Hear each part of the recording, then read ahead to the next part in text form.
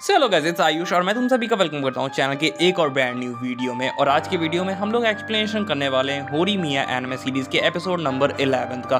So now without wasting any more time, let's get on to the explanation. Episode चालू होता है, हम देखते हैं हमारे पूरे मेन कैरेक्टर्स का ग्रुप आपस में बैठ के बातचीत कर रहे होते हैं। तभी छोटे भाई बहनों की बात उठती है और अपना थोरू बताता है कि शू की एक्चुअल में एक छोटी बहन है और शू ओल्डर ब्रदर है। और सभी इस बात को सुनकर शॉक्ड हो जाते हैं, क्योंकि इन सबकी नजरों में जो ओल्डर सिबलिंग्स होते हैं वो मोर मैच्योर होते हैं और शू बहुत ज्यादा फनी टाइप का बंदा है। तभी वहाँ पे शू आ जाता है और होरी और यूकी उसे बोलती है कि तुम्हें एक बड़े भाई की तरह बिहेव करना चाहिए। इसके बाद सीन शिफ्ट होता है, हम देख पाते हैं कि अपना यानागिन भी अब हमारे मेन कैरेक्टर्स की ग्रुप का पार्ट बन चुका है। उनके साथ बातचीत कर रहा होता है। तभी होरी नोटिस करती है कि यानागिन बहुत ही पोलाइट तरीके से सबसे बात करता है और फॉर्मली बात करता है, जिस पे यानागिन सॉरी बोलता है और कहता है कि बस ये उसकी एक ओल्ड हैबिट टाइप की है। होरी बोलती है कि पर मैंने नोटिस किया है कि तुम यूकी के साथ तो अब बड़े ही खुल के बात करने लगे हो। जिसके बाद हमें एक फ्लैशबैक दिखाया जाता है जिसमें हम देखते हैं कि रेमी यानागिन के साथ थोड़ा मजाक कर रही होती है। वो उसे बाय बाय बुलवाना चाह रही होती है, पर अपना यानागिन नर्वस हो रहा होता है, जिसकी वजह से वो बोल नहीं रहा होता है बाय बाय। पर इन दी एंड रेमी उससे बाय बाय बुलवा ही लेती है।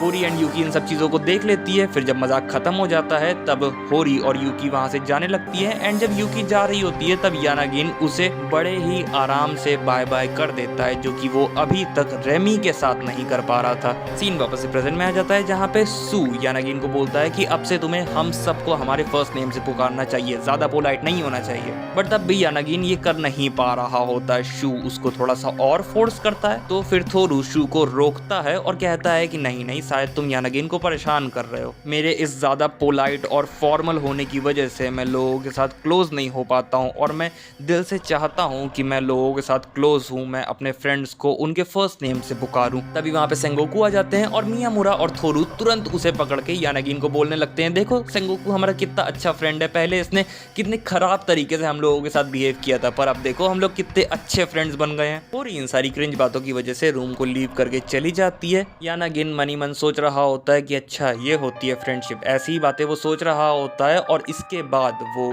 थोरू के पास जाके उससे पूछता है कि क्या मैं तुम्हें तुम्हारे फर्स्ट नेम थोरू से बुला सकता हूँ, तो थोरू हाँ बोल देता है ऑब्वियसली। मियामुरा इस चीज को देख के थोड़ा सा सैड टाइप का हो जाता है और थोरू से पूछता है कि क्या अब तुम भी यानागिन को उसके फर्स्ट नेम से बुलाओगे, तो थोरू जवाब देता है कि हाँ ऑब्वियसली, क्योंकि ये अजीब होगा अगर मैं उसे उसके फर्स्ट नेम से ना बुलाऊं। तो सेंगोकू मियामुरा की सैडनेस को नोटिस करता है और मियामुरा से पूछता है कि क्या हुआ, तो मियामुरा जवाब देता है कि मेरी खुद की एक पर्सनल ब्लैक लिस्ट है और उसमें अभी के लिए यानागिन का नाम शामिल है। सेंगोकू सरप्राइज्ड होकर पूछता है कि अरे यार उस बेचारे ने तेरा क्या बिगाड़ा है, तो मियामुरा जवाब देता है कि नहीं नहीं मजाक कर रहा हूँ मैं। फिर यानागिन मियामुरा को बोलता है कि मियामुरा चिंता मत करो, मैं तुम्हारे फ्रेंड्स को तुमसे दूर नहीं करूंगा। बेसिकली मियामुरा इसलिए सैड था क्योंकि मियामुरा के फ्रेंड्स अब यानागिन को ज्यादा अटेंशन देने लगे हैं, जिसकी वजह से मियामुरा को डर था कि उसके फ्रेंड्स उसे भूल जाएंगे। बट यानागिन मियामुरा को चिंता करने से मना करता है, जिसकी वजह से मियामुरा एम्बेरस हो जाता है, ब्लश करने लगता है। एंड अकाने तुम एक इडियट हो, इतना बोल के मियामुरा रूम को लीव करके चला जाता है। और अगर तुम लोग भूल गए हो तो यानागिन का फर्स्ट नेम अकाने है, जिसकी वजह से अकाने बहुत खुश हो जाता है कि अब मियामुरा भी उसके फर्स्ट नेम का यूज कर रहा है। इसके बाद सीन शिफ्ट होता है, हम देखते हैं अकाने और मियामुरा आपस में डिबेट कर रहे होते हैं कि उन दोनों में से ज्यादा लंबा कौन है। तभी उन्हें साकुरा दिखती है और वो दोनों जाके साकुरा से पूछते हैं कि बताओ हम दोनों में से ज्यादा लंबा कौन है। साकुरा बोलती है कि अरे यार ये कोई बात होती है लड़ाई करने की। फिर अकाने मियामुरा से सॉरी बोलता है और मियामुरा बोलता है कि तुम क्यों सॉरी बोल रहे हो, लड़ाई तो मतलब डिबेट तो मैंने चालू करी थी।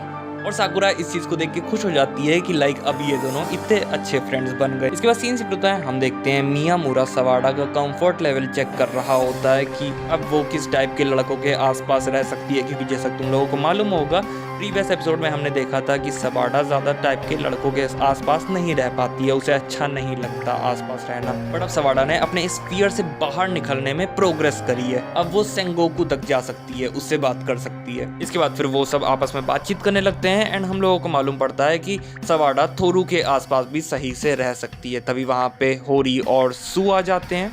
मियामुरा शू को इशारे कर रहा होता है कि प्लीज अपना मुंह मत खोलना, बोलना मत, बट शू बोलता है कि ये हॉलवे है, कोई लाइब्रेरी नहीं है कि जो मैं ना बोलूं, जिससे सवाडा थोड़ी सी डर जाती है। फिर मियामुरा सवाडा को समझाने की कोशिश करता है कि शू एक अच्छा इंसान है, बुरा इंसान नहीं है, बट सवाडा नहीं मानती। फिर सीन शिफ्ट होकर नेक्स्ट डे की तरफ चला जाता है, जहाँ पे आज शू को थोड़ा सा जुकाम टाइप का हो चुका है। होरी और यूकी उसे डॉक्टर के पास जाने को बोलते हैं। जब शू रास्ते में होता है तब उसे सवाडा दिखती है, जो कि साइंस लैब के कुछ इक्विपमेंट्स को कैरी कर रही होती है, बट वो बहुत ज्यादा हैवी होते हैं। तो शू उसकी मदद करता है और उन इक्विपमेंट्स को जाके साइंस लैब में रख देता है। सवाडा शू से बात करने की कोशिश करती है, बट शू को लगता है कि कहीं उसकी बीमारी सवाडा को भी ना लग जाए, तो शू सवाडा से बात नहीं करता। बट इस चीज से सवाडा को लगने लगता है कि शू उसके ऊपर गुस्सा हो चुका। नेक्स्ट डे हम देखते हैं शू का कोल्ड पूरी तरीके से सही हो चुका है। वो ये बात होरी और यूकी को बताता है एंड बैकग्राउंड में सवाडा उसे देख रही होती है। तभी साकुरा उसके पास आती है, उससे पूछती है कि क्या हुआ। सवाडा सारी बातें बताती है तो साकुरा उसे समझाते हुए बोलती है कि नहीं ये एक मिसअंडरस्टैंडिंग होगी, मुझे नहीं लगता कि शू तुम्हारे ऊपर गुस्सा है। तभी वहाँ पे शू आ जाता है और सवाडा से बहुत जोर जोर से बात करने लगता है, जिसकी वजह से सवाडा वहाँ से डर के भाग जाती है। बट फॉर्चुनेटली साकुरा सारी मिसअंडरस्टैंडिंग शू के साथ क्लियर कर देती है और सवाडा भी इस चीज को पीछे से छुप के देख लेती है। फिर सीन शिफ्ट होता है एंड हमें शू की छोटी बहन दिखाई जाती है, जिसका नाम है मोटोको। और इस सीन में मोटोको के टीचर मोटोको को ताना दे रहे होते हैं कि बताओ ये किस स्कूल में अप्लाई करने की कोशिश कर रही हो, क्योंकि मोटोको जिस स्कूल में अप्लाई करने की कोशिश कर रही है उस स्कूल में एंटर करने के लिए आपको बहुत ज़्यादा अच्छे ग्रेड्स चाहिए होते हैं। और अपेरेंटली मोटोको के ग्रेड्स अच्छे नहीं हैं। वो पढ़ाई में बहुत मेहनत करती है बट तब भी उसके ग्रेड्स अच्छे नहीं हैं, जिसकी वजह से उसकी टीचर कह रहे होते हैं कि देखो ड्रीम देखना अच्छी बात होती है बट आपको रियलिटी के भी थोड़ा सा क्लोज रहना चाहिए। ऑब्वियसली ये सारी चीज़ें सुन के मोटोको डिप्रेस्ड हो जाती है। शू घर आता है और मोटोको से खाना खाने को बोलता है, बट मोटोको खाना नहीं खाना चाह रही होती है। तो शू पूछता है कि क्या हुआ।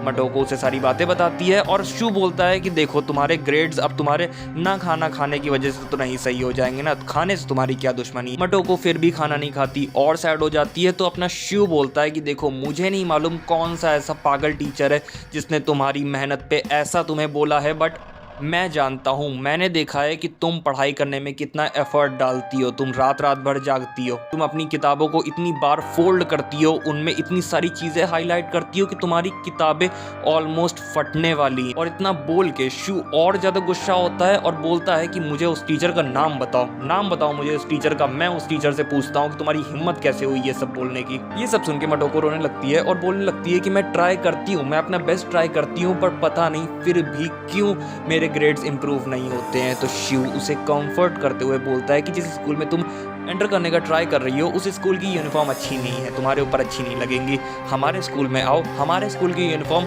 हर किसी के ऊपर अच्छी लगती है। पर हाँ, इसके लिए तुम्हें एनर्जी की ज़रूरत होगी और एनर्जी के लिए तुम्हें खाना खाना पड़ेगा, तो खाना खाओ। इसके बाद सीन शिफ्ट होता है, हम देखते हैं शू होरी से पूछता है कि क्या वो उसकी सिस्टर को एक दिन के लिए पढ़ा सकती है, काइंड ऑफ उसका टेस्ट ले सकती है और टेस्ट लेने के बाद ये बता सकती है कि क्या शू की सिस्टर जिस स्कूल में जाना चाहती है उस स्कूल में वो जा पाएगी या नहीं जा पाएगी। और अगर वो नहीं जा पाएगी तो होरी शू की सिस्टर को उसके मुंह पे ही बता दे, उसकी होप्स हाई ना रखे। होरी हाँ बोल देती है और शू का चेहरा देख के समझ जाती है कि हाँ ये एक बड़े भाई का चेहरा है। इसके बाद सीन शिफ्ट होता है, हम देखते हैं शू की लिटिल सिस्टर मोटोको होरी के घर पे पढ़ने के लिए आ जाती है। होरी उसे ऊपर कमरे में जाने को बोलती है। कुछ देर बाद होरी भी वहाँ पे आ जाती है और अपने साथ पीने वाली हॉट चॉकलेट लाती है। मोटोको होरी से पढ़ाई की बातचीत करने जा रही होती है, पर होरी बोलती है कि हाँ पढ़ाई तो कर लेंगे, अभी हम लोग आपस में थोड़ी सी बातचीत कर लेते हैं, थोड़ी सी जान पहचान बढ़ाई जाए। उनकी बातों के बीच में होरी को मालूम पड़ता है कि शू घर में बड़ा ही क्वाइट टाइप का बंदा रहता है, मतलब कि ज्यादा बातचीत ना करने वाला बंदा है वो घर पे। होरी को ये भी मालूम चलता है कि अब मिडिल स्कूलर्स के पास फोन होना कॉमन सी बात हो गई है, नॉर्मल सी बात हो। बट मोटोको के पास उसके फ्रेंड्स के ज्यादा कांटेक्ट वगैरह नहीं है, बस उसके पास उसके भाई का ही कांटेक्ट है जो भी उसे सिर्फ डांटने के लिए ही मैसेज करता है। होरी बोलती है कि तुम दोनों काफी क्लोज हो। इसके बाद सीन शिफ्ट होके शू के ऊपर चला जाता है, जहाँ पे वो अपनी बहन के लिए एक गुड लक चार्म खरीद रहा होता है। वो अपनी बहन के लिए सबसे महंगा गुड लक चार्म खरीदता है, स्नो गिरने लगती है एंड एपिसोड इसी के साथ खत्म हो जाता है। सो गाइस बस यही था वीडियो। अगर वीडियो अच्छा लगा लाइक कर देना, चैनल में सब्सक्राइब करके बेल आइकन दबा देना। मैं मिलूंगा तुम लोगों से नेक्स्ट वीडियो में, तब तक के लिए बाय बाय, ठा ठा।